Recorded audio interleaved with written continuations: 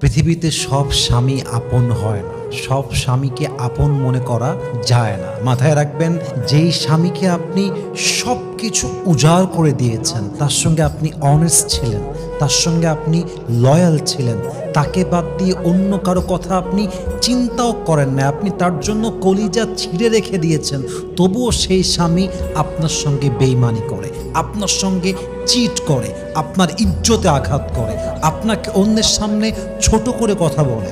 মাথায় রাখবেন, যেই স্বামীকে সব কিছু উজাড় করে দেওয়ার পরেও স্বামী থাকতে চায় না, স্বামী বেইমানি করে, সেই স্বামী কখনো বেস্ট হাজব্যান্ড হতেই পারে না। ঠিক কিনা বলেন?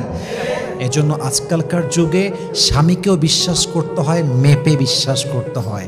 স্বামীকেও ভালোবাসতে হয়, কিন্তু লেভেল বুঝে ভালোবাসতে হয়। আর আজকালকার যুগে যে মানুষ নিজেকে বাদ দিয়ে অন্যকে বেশি ভালোবাসে, তার জীবনে সে সবচেয়ে বড় বেশি বাস খায়। ঠিক কিনা?